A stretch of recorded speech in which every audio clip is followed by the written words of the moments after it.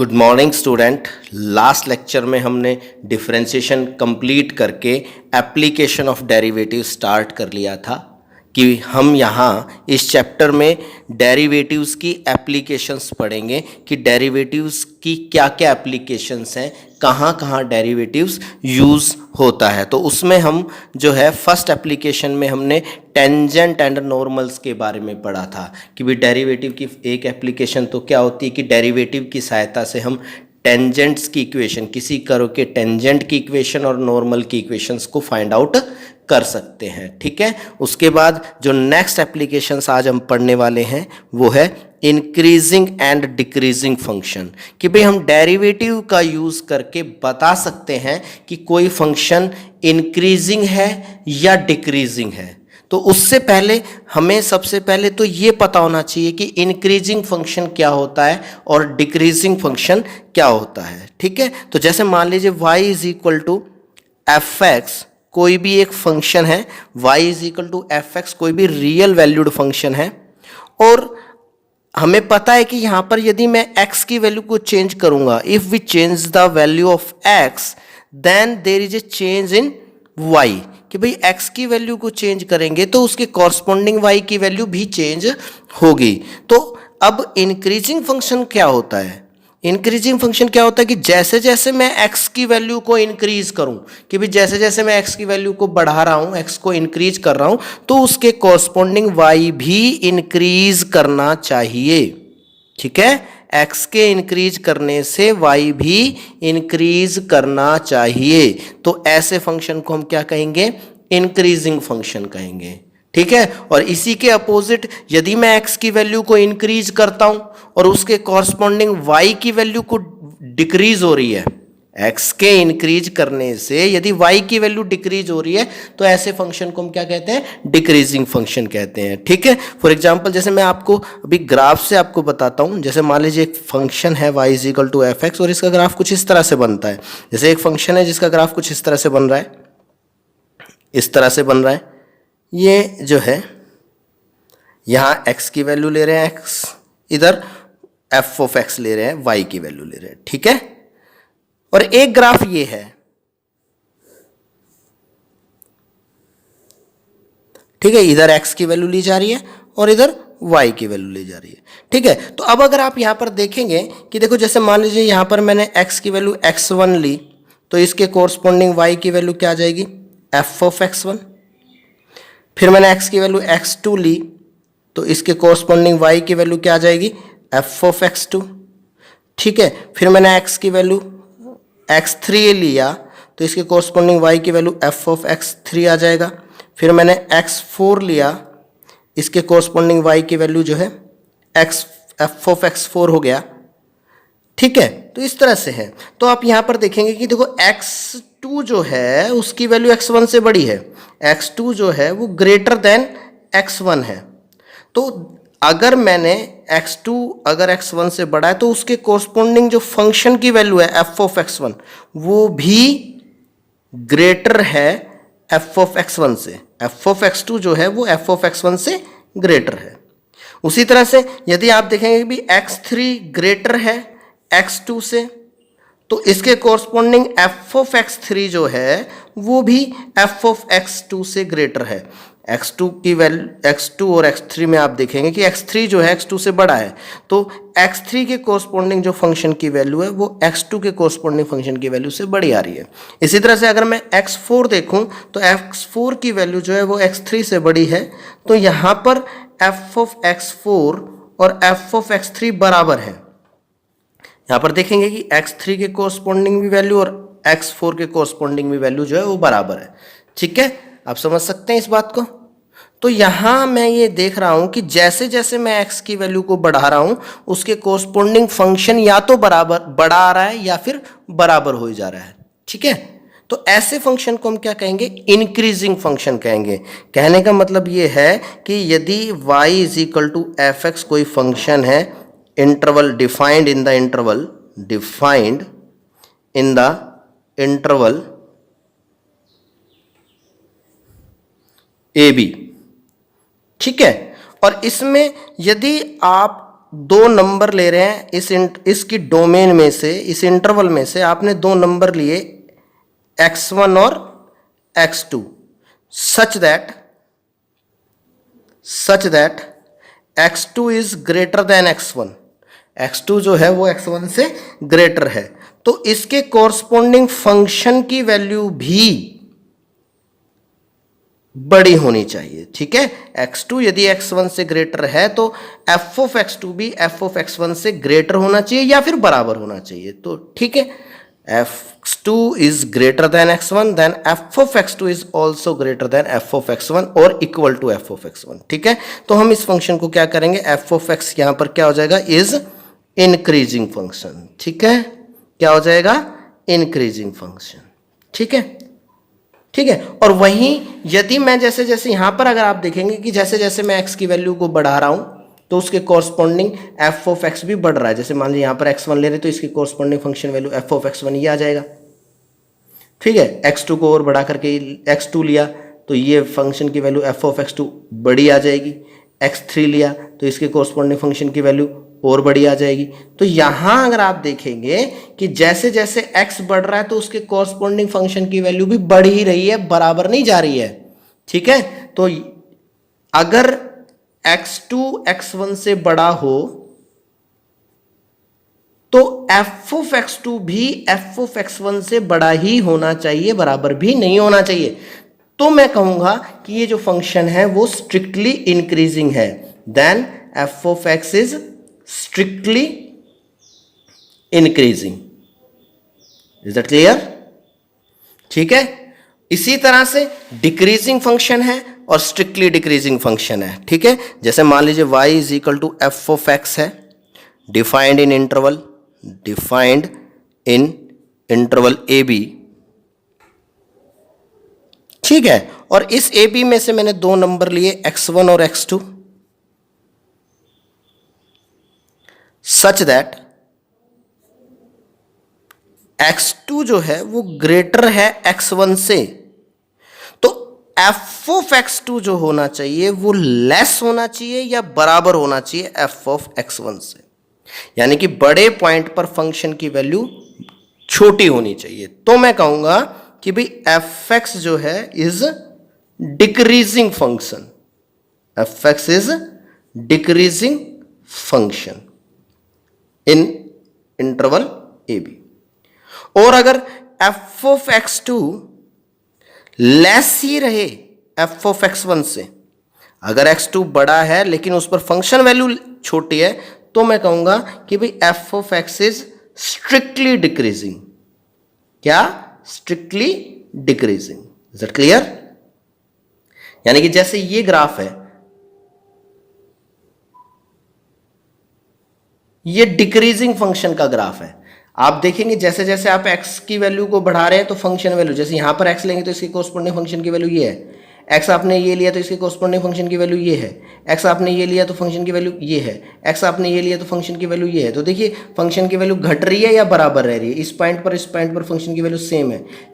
ठीक है, लेकिन अब फंक्शन की वैल्यू छोटी हो गई, अब और छोटी हो गई, इस x की वैल्यू पर फंक्शन की वैल्यू और छोटी हो गई, तो ये डिक्रीजिंग फंक्शन है। ठीक है, और ग्राफ कुछ इस तरह से आता है तो ये स्ट्रिक्टली डिक्रीजिंग होगा। x की वैल्यू ये तो इसके कोरस्पॉन्डिंग फंक्शन की वैल्यू ये आ गई, x अगर ये लेंगे तो इसके कोरस्पॉन्डिंग फंक्शन और कम हो गया, x ये लिए तो और कम हो गया, x और लिया तो फंक्शन वैल्यू और कम हो गई। तो यहाँ पर जैसे जैसे हम x को डिक्रीज कर रहे हैं तो उसके कोरस्पॉन्डिंग फंक्शन भी डिक्रीज हो रहा है। तो ऐसे फंक्शन को हम क्या कहेंगे? डिक्रीजिंग फंक्शन कहेंगे। तो इज दैट क्लियर? तो ये चीज़ आपको समझ में आनी चाहिए कि एक फंक्शन इंक्रीजिंग है या स्ट्रिक्टली इंक्रीजिंग है, डिक्रीजिंग है या स्ट्रिक्टली डिक्रीजिंग है। जो फंक्शन स्ट्रिक्टली डिक्रीजिंग है वो डिक्रीजिंग भी कहला सकता है। ठीक है, ऐसे ही जो फंक्शन स्ट्रिक्टली इंक्रीजिंग है उसको आप इंक्रीजिंग भी कह सकते हो, लेकिन इंक्रीजिंग फंक्शन को आप स्ट्रिक्टली इंक्रीजिंग नहीं कह सकते, डिक्रीजिंग फंक्शन को आप स्ट्रिक्टली डिक्रीजिंग फंक्शन नहीं कह सकते। ठीक है, अब जैसे मान लीजिए आपको पता करना है, जैसे मान लीजिए आपके पास फंक्शन है f of x is equal to 2x plus 5। ठीक है, आपको प्रूव करना है कि ये फंक्शन ऑल रियल नंबर में इंक्रीजिंग फंक्शन है। ठीक है, ऑल रियल नंबर में this function is increasing function. तो कैसे करेंगे? मैं मान लेता हूं लेट x1 x2 आपने दो नंबर ले लिए रियल नंबर में, सच दैट x1 जो है वो लेस है x2 से। ठीक है, तो अब मैं दोनों साइड 2 से मल्टीप्लाई करूंगा, और आपको पता है कि अगर मैं पॉजिटिव नंबर से मल्टीप्लाई करता हूं तो इनइक्वलिटी सिंबल पर कोई फर्क नहीं पड़ता है। तो मैंने दोनों साइड 2 से मल्टीप्लाई किया, तो 2x1 is less then 2x2। ठीक है, अब मैं इसमें 5 ऐड करूंगा, और आपको पता है कि अगर मैं दोनों साइड कोई कांस्टेंट ऐड करता हूं तो इनइक्वलिटी सिंबल में कोई चेंज नहीं होता है। तो मैंने दोनों साइड 5 ऐड कर दिया, 2x1 plus 5 is less then 2x2 plus 5। ठीक है, तो अब अगर आप इसको देखेंगे तो ये क्या बन गया, ये f ऑफ x1 बन गया, और ये क्या बन गया, f ऑफ x2 बन गया। तो आपने देखा कि x2 यदि ग्रेटर था x1 से तो उसके कोरस्पॉन्डिंग f ऑफ x2 भी जो है वो f ऑफ x1 से ग्रेटर हो गया for all real value of x। तो इसका मतलब fx is strictly increasing function on R। पूरे रियल नंबर में माइनस इन्फिनिटी से प्लस इन्फिनिटी तक ये फंक्शन जो है वो स्ट्रिक्टली इंक्रीजिंग फंक्शन है। ठीक है, इसी तरह से अगर यही फंक्शन ये हो f of x is equal to minus का 2x प्लस 7, और आपसे कहा जाए कि भाई ये प्रूव कीजिए कि स्ट्रिक्टली डिक्रीजिंग है। ठीक है, is strictly decreasing on R। तो कैसे करेंगे, वैसे ही मैं मान लेता हूं लेट x1 x2 दो नंबर लिए आपने रियल नंबर में, such that x1 is less then x2। ठीक है, x2 ग्रेटर है x1 से। अब मैं दोनों साइड -2 से मल्टीप्लाई करता हूं। अब आपको पता है कि जब नेगेटिव नंबर से मल्टीप्लाई करते हैं तो इनइक्वलिटी सिंबल चेंज हो जाते हैं। तो -2 से मल्टीप्लाई करेंगे तो -2x1 is greater then -2x2। अब इसमें 7 ऐड कर लेंगे तो -2x1 plus 7 is greater then -2x2 plus 7। तो इसको अगर आप देखेंगे तो ये तो बन गया f ऑफ x1, और इधर ये f ऑफ x2। तो आप देखेंगे कि x2 ग्रेटर था लेकिन उस पर फंक्शन की वैल्यू लेस हो गई।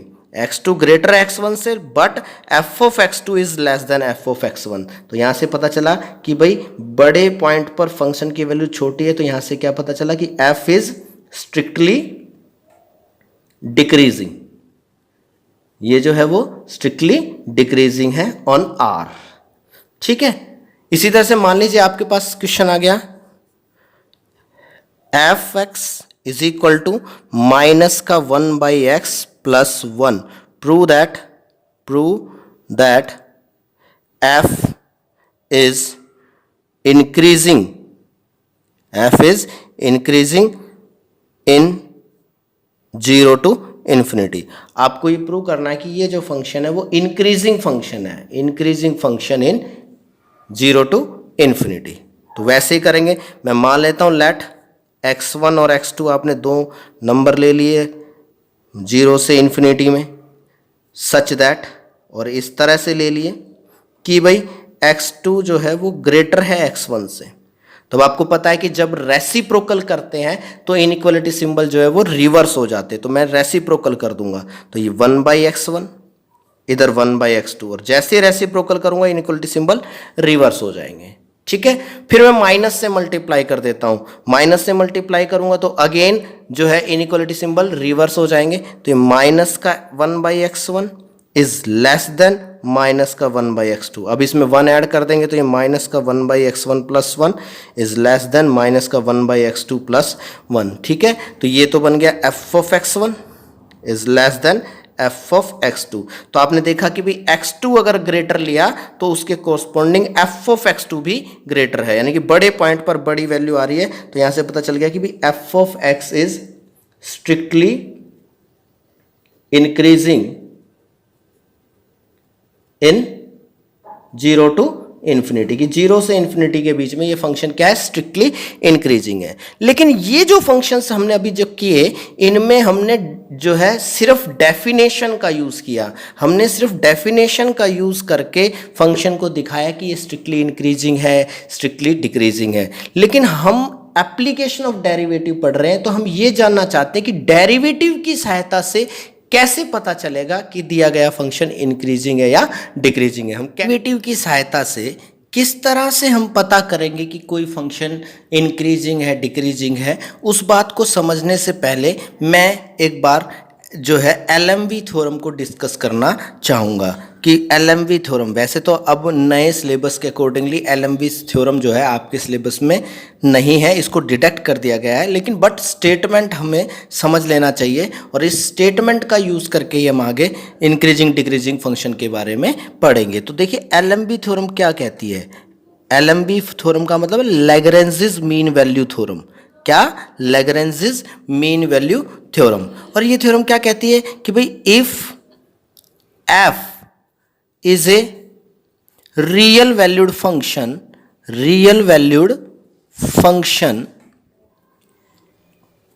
Defined in close interval a b such that f is continuous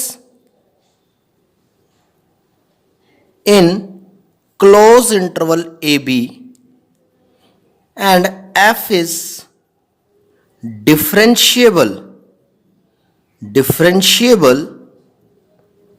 in open interval AB, then कि भाई f एक ऐसा फंक्शन है जो close interval of a b में कॉन्टिन्यूअस और open interval of a b में डिफरेंशिएबल है, एक ऐसा फंक्शन है, then there exist at least one value of x से c between A and B such that f dash C is equal to f of B minus f of A upon B minus A। ठीक है, तो आप समझिए इस theorem को क्या कहता है ये कि भाई f एक ऐसा फंक्शन है, f एक रियल वैल्यूड फंक्शन है जो ए बी के क्लोज इंटरवल में डिफाइंड है और इस तरह से है कि f जो है वो close interval of a b में कॉन्टिन्यूअस है और open interval of a b में डिफरेंशिएबल है। तो a और b के बीच में कम से कम एक ऐसा पॉइंट, एक ऐसी x की वैल्यू होगी c जिस पर जो डेरिवेटिव है वो किसके बराबर होगा? F of b minus f of a upon में बी माइनस ए। तो हम इसको ज्योमेट्रिकली अगर समझें तो ज्योमेट्रिकली ये क्या है कि जैसे मान लीजिए आपका फंक्शन कुछ इस तरह से है कि ये वाला पॉइंट मान लीजिए x is equal to a है और ये वाला पॉइंट मान लीजिए x is equal to b है। ठीक है, a पर मान लीजिए फंक्शन वैल्यू ये है, a पर जो है आपकी फंक्शन वैल्यू क्या है? ये है एफ ऑफ ए, और b पर मान लीजिए फंक्शन वैल्यू ये है एफ ऑफ बी। ठीक है, अब ये दोनों बराबर नहीं है। अगर एफ ऑफ ए और एफ ऑफ बी बराबर होगी तब तो रोल्स थ्योरम लग जाएगी, क्योंकि फिर तीसरी कंडीशन एफ ऑफ ए और एफ ऑफ बी बराबर है, फिर तो उस इंटरवल में एक ऐसा पॉइंट होगा जहां डेरिवेटिव जीरो होगा। लेकिन यहां जो है एफ ऑफ ए और एफ ऑफ बी बराबर नहीं है, सिर्फ ए से बी के बीच में आपका फंक्शन कॉन्टिन्यूअस है और डिफरेंशिएबल है। तो ए पर फंक्शन वैल्यू ये हो गई, बी पर फंक्शन वैल्यू ये हो गई। अब ए से आपका फंक्शन स्टार्ट होता है और बी पर आपका फंक्शन खत्म होता है, और ए से बी तक आपका फंक्शन कॉन्टिन्यूअस भी है। तो यानी कि यहां से जब स्टार्ट होगी कर्व और यहां पर खत्म होगी। ठीक है, दूसरा ए से बी के बीच में आपका फंक्शन जो डिफरेंशिएबल भी है। डिफरेंशिएबल होने का मतलब कि कहीं भी कोई शार्प टर्न नहीं आएगा, कॉर्नर पॉइंट नहीं आएगा, जो है हर पॉइंट पर आप एक यूनिक टेंजेंट को ड्रॉ कर सकते हैं। तो ऐसी कर्व किस टाइप की हो सकती है? ऐसी कर्व इस टाइप की होगी भी, एक तो ऐसे हो सकता है कि भी यहां से स्टार्ट होकर के इस तरह से चले, या फिर ये यहां से स्टार्ट होकर के इस तरह से चले, या फिर कुछ इस तरह से चले। ठीक है, अगर आप इस पॉइंट की ओर देखेंगे तो ये पॉइंट आपका a comma f of a और ये पॉइंट है b comma f of b. ठीक है, तो आप देखेंगे कि ए से बी के बीच में एक ऐसा पॉइंट जरूर आपको मिल रहा है। जैसे अगर ये कर्व है तो ये एक ऐसा पॉइंट है जहां टेंजेंट जो है वो इन एक्सट्रीम पॉइंट्स को ज्वाइन करने वाली कोड के पैरेलल होगी। ये जो एक्सट्रीम पॉइंट को ज्वाइन करने वाली कोड है, इस कोड के पैरेलल टेंजेंट होगी इस पॉइंट पर। अगर आपकी कर्व ये है तो इस कर्व पर ये एक ऐसा पॉइंट हो जाएगा जहां टेंजेंट जो है वो इन दोनों पॉइंटों को, एक्सट्रीम पॉइंट को ज्वाइन करने वाली कोड के पैरेलल होगी। और अगर आपकी कर्व ये हुई तो ये दो पॉइंट ऐसे हो जाएंगे जहां टेंजेंट जो है वो इस कोड के पैरेलल हुई। कहने का मतलब है ये है कि अगर मान लीजिए आपकी कर्व ये है तो ये एक ऐसा पॉइंट है सी जिस पॉइंट पर टेंजेंट इस कोड के पैरेलल है, यानी कि टेंजेंट का जो स्लोप है और वो इस कोड का स्लोप है वो बराबर होगा। अच्छा, टेंजेंट का स्लोप कैसे आएगा? टेंजेंट का स्लोप तो डेरिवेटिव से आ जाएगा। इस पॉइंट पर सी पॉइंट पर जो डेरिवेटिव होगा एफ डैश सी, ये तो टेंजेंट का स्लोप हो गया, ठीक है। और इन दो पॉइंटों को ज्वाइन करने वाली कोड का स्लोप, अब कोड का स्लोप कैसे निकलेगा? y2 माइनस y1 अपॉन में x2 माइनस x1, यानी कि f of b minus f of a, f of b minus f of a upon में बी माइनस ए, ठीक है। और अगर आपकी कर्व ये होती है तो ये एक ऐसा पॉइंट है, इसको मान लीजिए सी डैश ले लेता हूं। इस पॉइंट पर जो टेंजेंट है, टेंजेंट का स्लोप क्या हो जाएगा? इस पॉइंट पर इसके डेरिवेटिव के बराबर, ठीक है। और जो है इस कोड के पैरेलल होगा, कोड का स्लोप वही f of b minus f of a upon में b माइनस ए। तो कहने का मतलब ये हो गया कि अगर आपका फंक्शन a से b के इंटरवल में, क्लोज इंटरवल में कॉन्टिन्यूअस है, ओपन इंटरवल में डिफरेंशिएबल है, तो उस इंटरवल में कम से कम एक ऐसा पॉइंट होगा जहां पर टेंजेंट एक्सट्रीम पॉइंट्स को ज्वाइन करने वाली कोड के पैरेलल होती है, ठीक है। इसी थ्योरम को हम एलएमबी थ्योरम कहते हैं, लैग्रेंजेस मीन वैल्यू थ्योरम कहते हैं, ठीक है। अब इसका हम कैसे यूज करेंगे इंक्रीजिंग डिक्रीजिंग में, तो देखिए वो हम कैसे बताते हैं। तो देखिए इंक्रीजिंग डिक्रीजिंग पता करने के लिए क्या फंक्शन यूज किया कैसे यूज किया जाता है। जैसे मैं मान लेता हूं let f is a function is a continuous, f is a continuous function, continuous function in closed interval AB and differentiable in open interval AB, then f is strictly f is increasing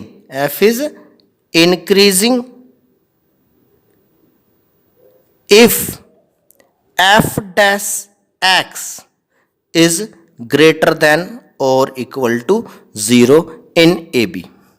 अगर AB के interval में derivative यदि positive आता है, derivative यदि 0 से बड़ा आता है, 0 या 0 से बड़ा आता है, तो स्ट्रिक्टली इंक्रीजिंग होता है, ठीक है, सॉरी इंक्रीजिंग होता है। और f इज स्ट्रिक्टली इंक्रीजिंग कब होगा?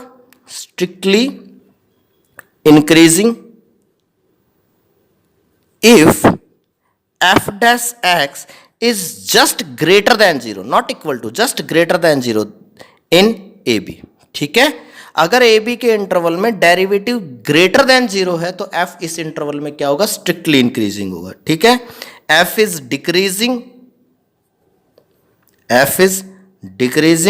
In if f dash x is less than equal to 0 in AB। अगर AB के इंटरवल में डेरिवेटिव 0 या 0 से लेस है तो स्ट्रिक्टली डिक्रीजिंग हो जाए, सॉरी डिक्रीजिंग हो जाएगा, ठीक है। 0 या 0 से लेस है तो डिक्रीजिंग। और f is strictly decreasing if f dash x is less than 0 in AB।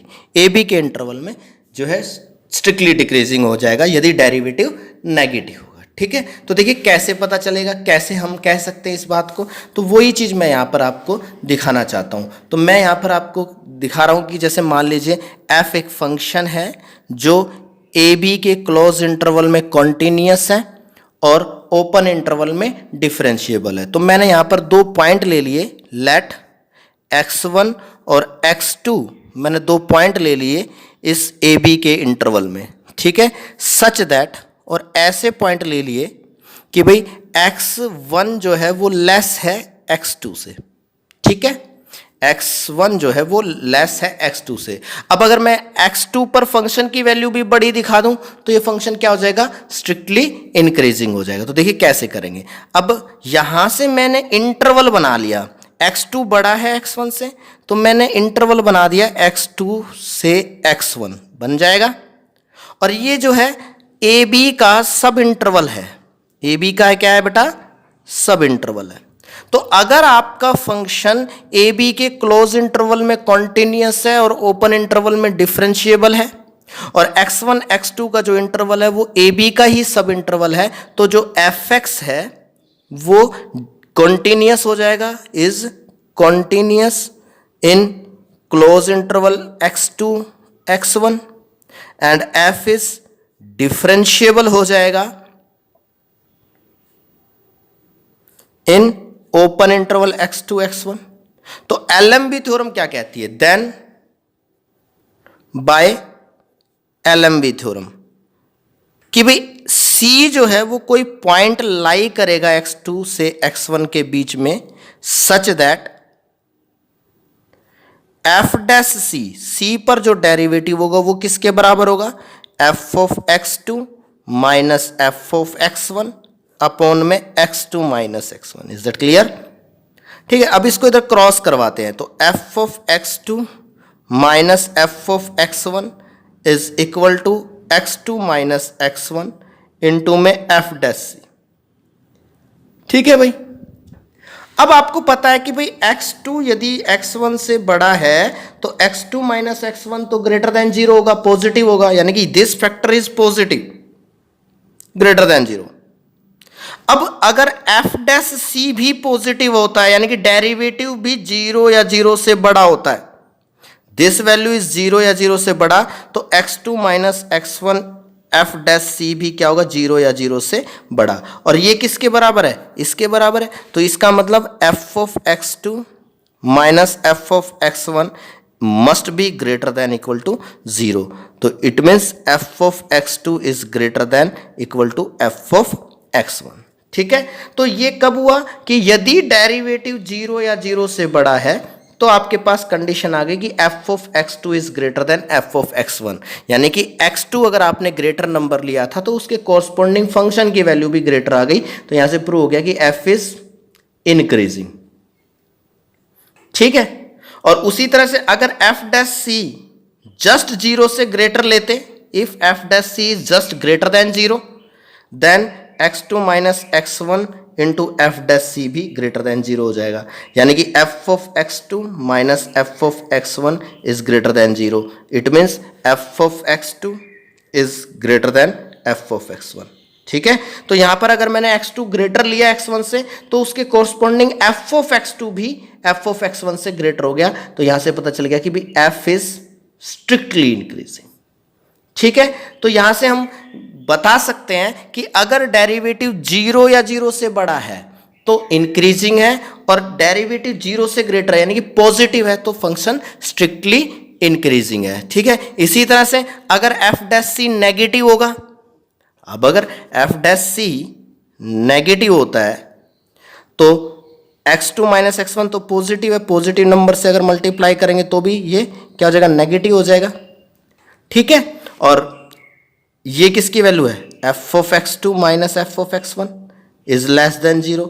This shows that f of x2 is less then f of x1। ठीक है, तो यानी कि x2 बड़ा पॉइंट लिया था और उसके कोरस्पॉन्डिंग फंक्शन की वैल्यू क्या आ गई, छोटी आ गई, तो f जो है वो क्या हो जाएगा, स्ट्रिक्टली डिक्रीजिंग फंक्शन हो जाएगा। ठीक है, तो ये चीज अब आपको याद रखनी है कि जिस इंटरवल में डेरिवेटिव पॉजिटिव है उस इंटरवल में आपका फंक्शन जो है वो स्ट्रिक्टली इंक्रीजिंग रहेगा, और जिस इंटरवल में डेरिवेटिव नेगेटिव है उस इंटरवल में आपका फंक्शन स्ट्रिक्टली डिक्रीजिंग रहेगा। तो बस ये चीज आपको याद रखनी है कि भाई if f dash x is greater than or equal to 0 in any interval AB, अगर f डैश x 0 या 0 से ग्रेटर है किसी इंटरवल AB में, then f x is strictly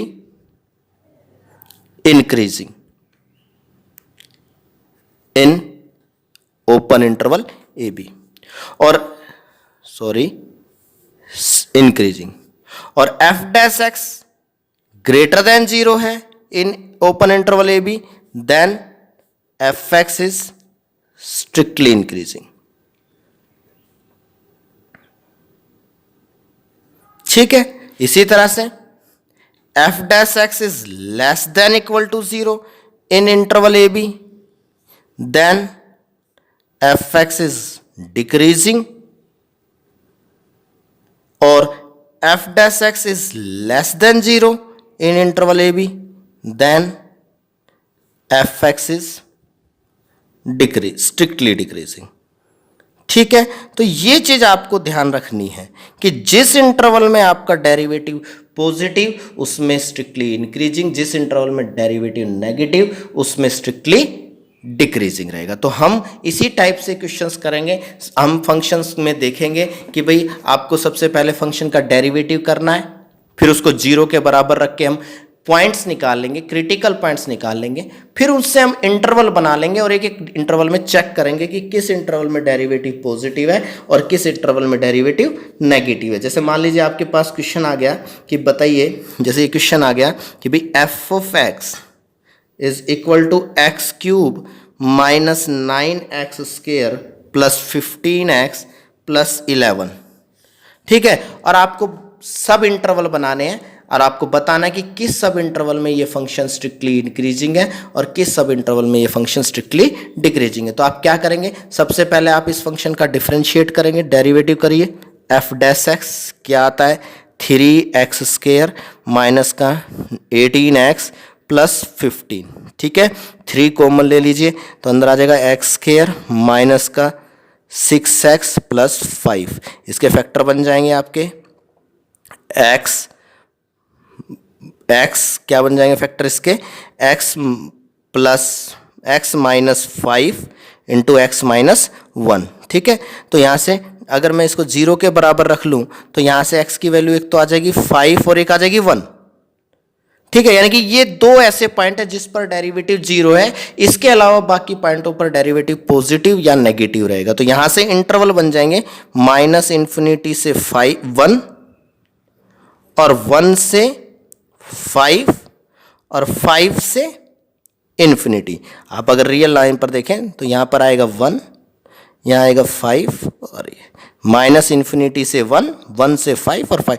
अब आप वे भी मेथड से चेक कर सकते हैं। देखिए एक्स स्क्वायर का कोफिशिएंट पॉजिटिव है तो वेरी राइट साइड पॉजिटिव से स्टार्ट करेंगे, positive then negative and positive, यानी कि यहाँ पॉजिटिव रहेगा डेरिवेटिव, यहाँ नेगेटिव और यहाँ पॉजिटिव। यानी कि ये जो पॉलिनोमियल है, दिस पॉलिनोमियल 1 से लेस पर पॉजिटिव है और 5 से ग्रेटर पर पॉजिटिव है, 1 से 5 के बीच में नेगेटिव है। तो इसका मतलब क्या हो गया, f x is strictly increasing in minus infinity to 1 union 5 to infinity. ठीक है, and strictly decreasing in open interval 1 to 5। तो इस तरह से आप जो है सबसे पहले क्या करेंगे, फंक्शन का डिफरेंशिएट करेंगे, डेरिवेटिव को 0 के बराबर रख के पॉइंट बनाएंगे, निकालेंगे और उन पॉइंटों से इंटरवल बना लेंगे और फिर हम उन इंटरवल्स में देखेंगे कि किस इंटरवल में डेरिवेटिव पॉजिटिव है और किस इंटरवल में डेरिवेटिव नेगेटिव है। जहां पॉजिटिव है डेरिवेटिव वहां स्ट्रिक्टली इंक्रीजिंग, जहां डेरिवेटिव नेगेटिव है वहां स्ट्रिक्टली डिक्रीजिंग रहेगा। ठीक है, तो इसी पर बेस्ड क्वेश्चंस आप करिए, बाकी जो है इस पर बेस्ड जो क्वेश्चंस है वो हम नेक्स्ट लेक्चर में करेंगे। Thank you, have a nice day.